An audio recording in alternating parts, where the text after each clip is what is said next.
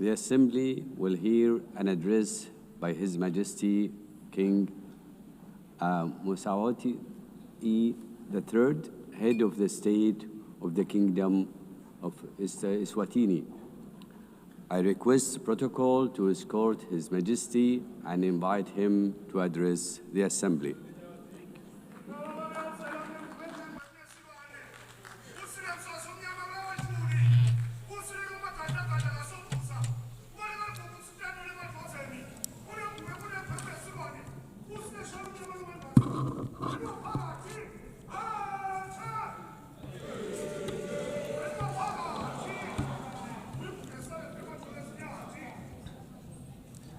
Your Excellency, Madam President of the General Assembly, Your Majesties, Excellencies, Heads of State and Government, UN Secretary General, distinguished delegates, ladies and gentlemen.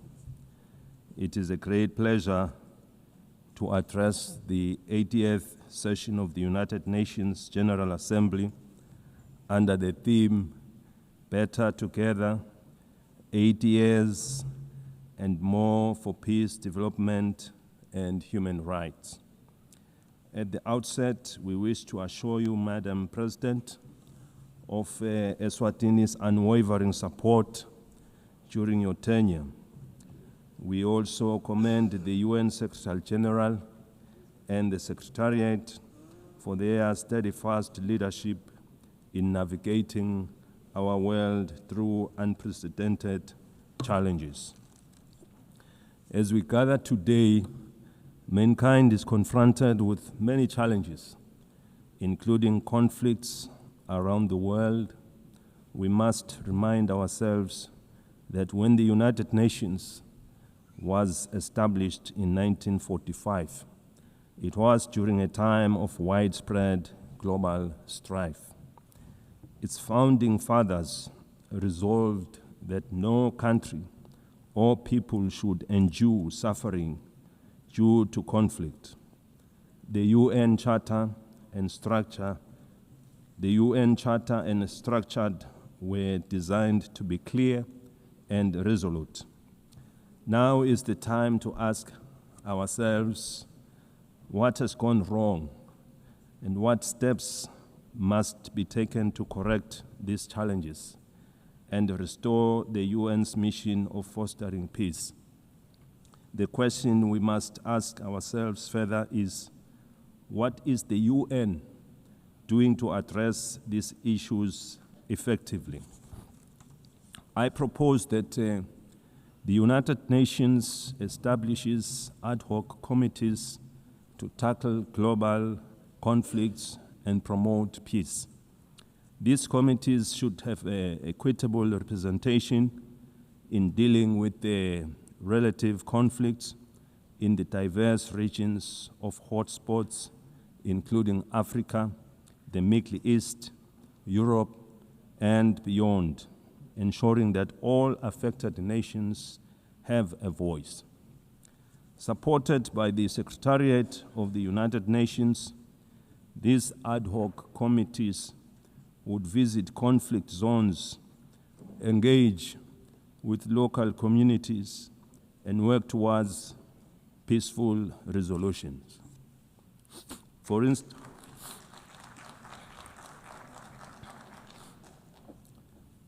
instance, in Africa, the conflicts in Sudan, South Sudan, Somalia, the Sahel, and the Great Lakes need the intervention of these ad hoc committees. In the Middle East, they should facilitate dialogue with all parties involved. The team could ask the Palestinians what it will take to release the hostages, given the fact that the Israelis would remain aggrieved as long as their loved ones are not with them. Similarly, the ad hoc committee should engage the Israelis to ascertain what it will also take for them to stop the bombardment to avoid loss of more innocent lives, widespread destruction of property, and a growing refugee crisis. By engaging directly with the affected communities, these communities could help broker solutions that address the concerns of all sides to reduce tensions, suffering, and foster stability. In the conflict between Russia and Ukraine, these ad hoc committees could mediate discussions to identify pathways to peace. Their role would be to engage in meaningful dialogue and report back to the United Nations with actionable recommendations on what it would take to end the war. In Eswatini, we encourage that yield positive outcomes proving that dialogue is the cornerstone in nation building.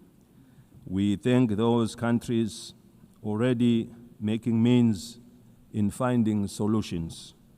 This suggested approach is not meant to undermine their efforts, but it would complement them as they are already working towards peaceful resolutions. We must avoid actions that could escalate tensions further and instead focus on saving innocent lives. Millions of lives have already been lost during the COVID-19 pandemic. We therefore cannot afford to lose any more to conflict.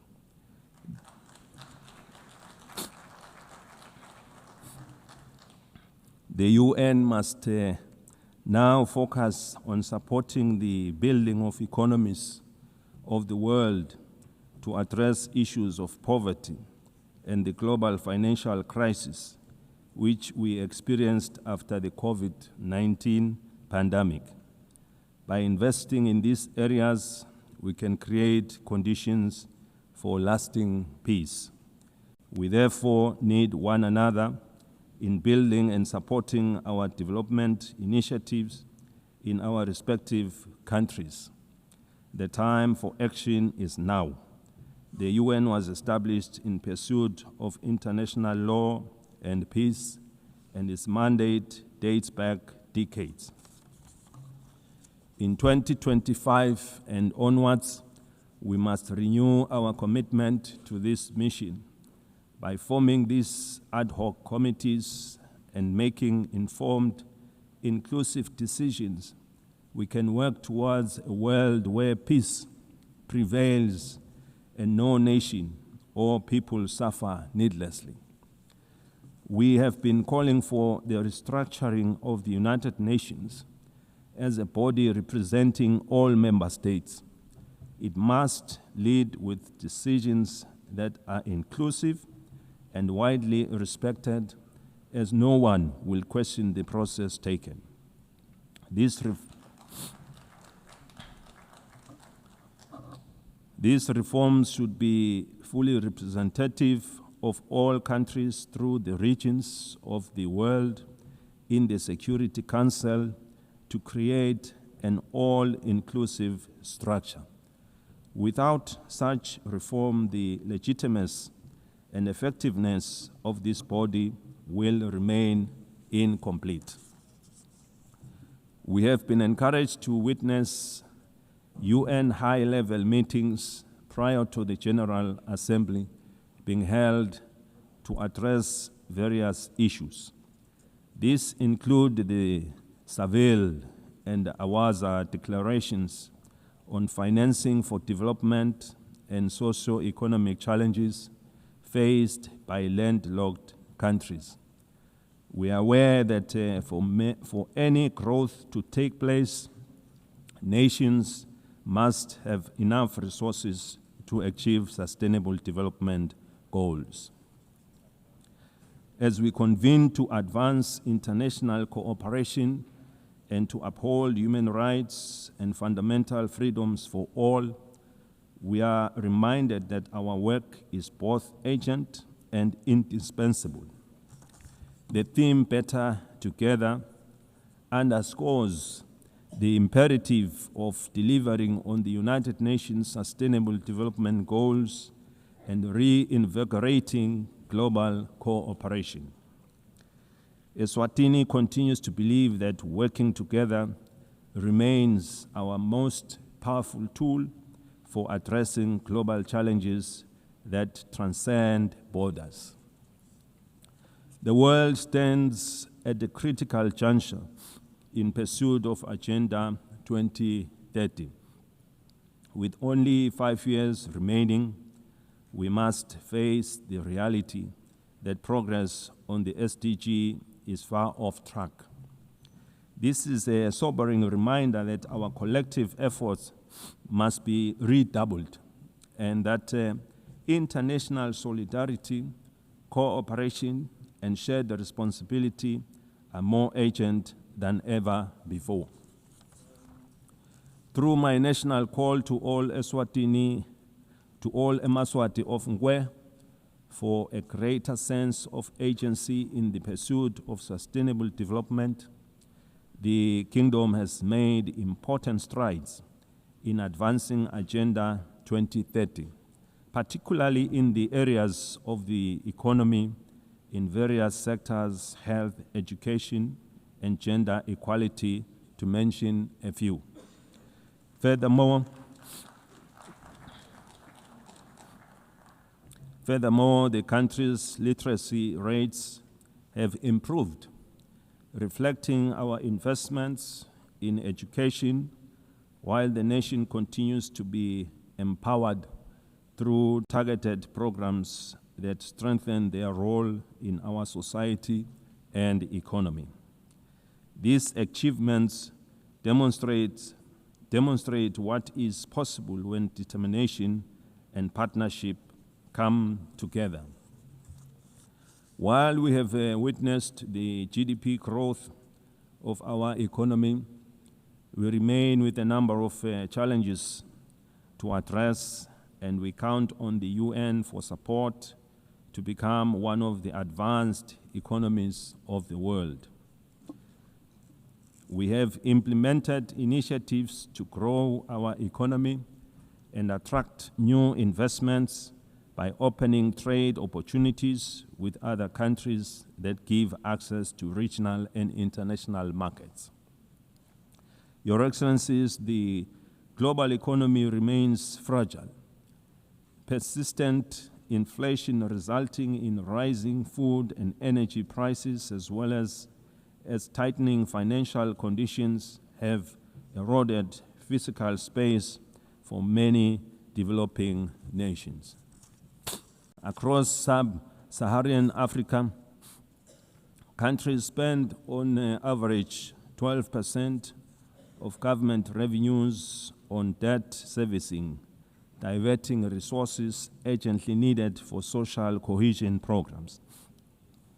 Eswatini also advocates for trade facilitation and economic diversification, simplifying customs procedures, reducing regulatory barriers, and enabling greater participation in regional and global value chains. In this regard, the African Continental Free Trade Area has the potential to boost intra-Africa trade by up to 52%, drive industrialization, and create millions of jobs. For countries like Eswatini, the AfTA offers more than market access. It provides a pathway to overcome geographic constraints through regional integration, cooperation, and efficient trade corridors.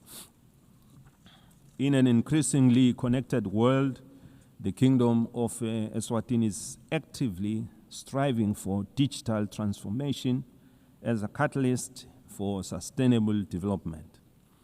Eswatini is open for business in technology and looks forward to partnering and sharing experiences with other developed countries in advancing our technologies. Eswatini is proud of the significant progress achieved under Sustainable Development Goal 3. We welcome the progress made in the ratification of the Pandemic Treaty. This landmark agreement is essential for strengthening preparedness and resilience against future health emergencies, fostering effective and equitable cooperation. We remain deeply concerned about the decline in bilateral and multilateral support for global health priorities. Weakening our joint efforts threatens to erode decades of progress in this sector, as health is a global security. The Kingdom of Eswatini recognizes that the increasing frequencies and intensity of natural disasters, emergencies, and protracted crises highlight the urgent need for integrated responses that bridge humanitarian relief, long-term development, and peace building.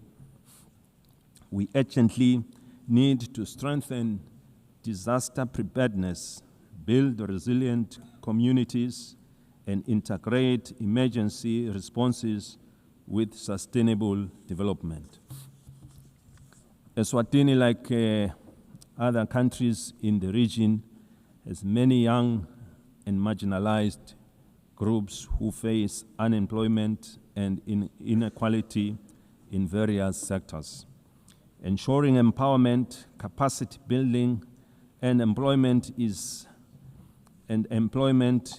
our priority, and with the support of the UN programs, we are taking deliberate steps to provide a more enabling environment to guarantee their future. We equally recognize the rights and potential of persons with disabilities who continue to face disproportionate barriers to education, employment, and social participation so that they can fully contribute to and benefit from national development.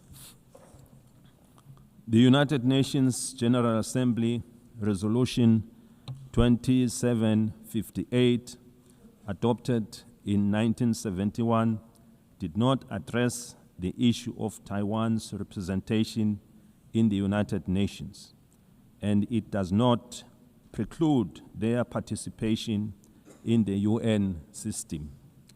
The United Nations must seek suitable ways of including Taiwan so that she can better contribute to realizing the UN Sustainable Development Goals. In that way, this will fulfill the UN mandate to ensure that no country is left behind.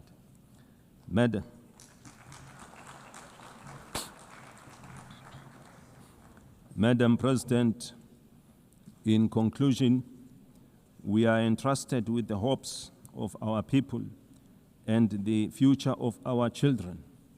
Let us not leave this assembly without reaffirming our commitment to justice, peace, and sustainable progress for all.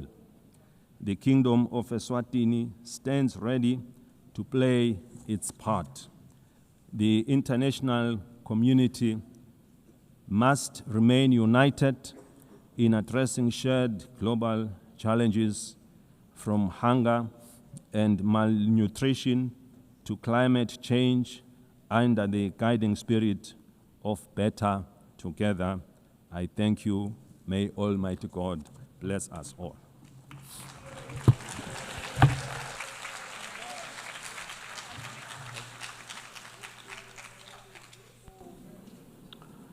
On behalf of the Assembly, I wish to thank the head of the state of the Kingdom of Eswatini,